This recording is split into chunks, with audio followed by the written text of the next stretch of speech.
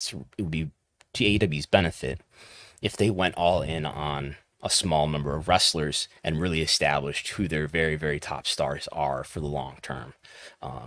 You think about, I'm not saying they have to go to this extent, to this length, but you think about how John Cena was the top star. They concentrated value, W concentrated value in John Cena for a number of years and were able to draw better houses when John Cena was on the show versus when he was not. Now you raise a risk when you invest a lot of value into certain talent, but I think that's on the net worth it because you're able to draw peak events that wouldn't be as high. And I think you draw more people in the end than you do if you have what is now just an ensemble of wrestlers who are, there isn't a great deal of stratification among AW talent in terms of value, despite some of them being paid very well. Became clear to me by the end of this night that the three people that AEW could, and I would argue should, focus on the most are MJF, Swerve Strickland, and Will Ospreay. I don't know what the latest is with Swerve if he's renewed, but MJF seems to be under a relatively new contract, and Will Ospreay is obviously new to the company within the last year. So it seems like they have them under contract for a number of years to come, and I think AEW would be benefited to build their three biggest stars in the form of those three. And it's probably the best thing to do to diversify those investments and not just maybe invest in one, but invest in three and maybe have a couple others that that are sort of on deck in that regard. But I think AEW would really be benefited to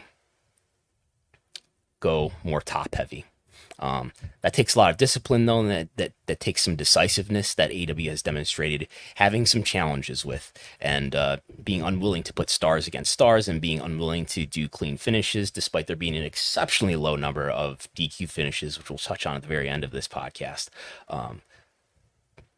And it seems like, there are steps already being taken, right? Certainly in terms of Swerve, he's the champion.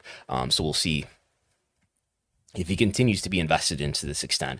But the reactions that I heard Swerve and MJF and Will Ospreay get were at a level above anybody else on this show, I would say.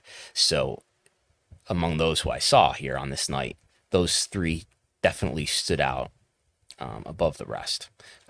And I think it's underplayed how much Cody's absence beginning in 2022 has hurt AEW.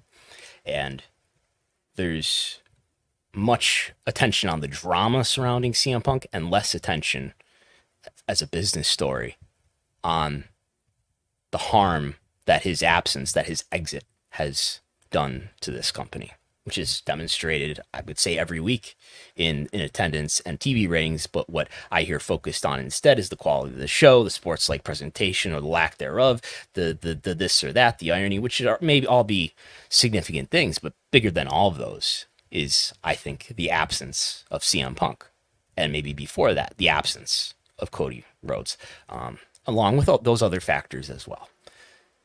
And I think it would be key for AEW to replace that vacuum, if they even recognize it as a vacuum, with three stars who have an identity that is closely tied to AEW, whose identities are not associated with WWE, like somebody like Adam Copeland or even Adam Cole. MJF has never been in WWE. Will Ospreay has never been in WWE. I barely remember that Swerve was in WWE. So these are three personalities who feel like authentic, original AEW people. Not original since 2019, but you know what I mean.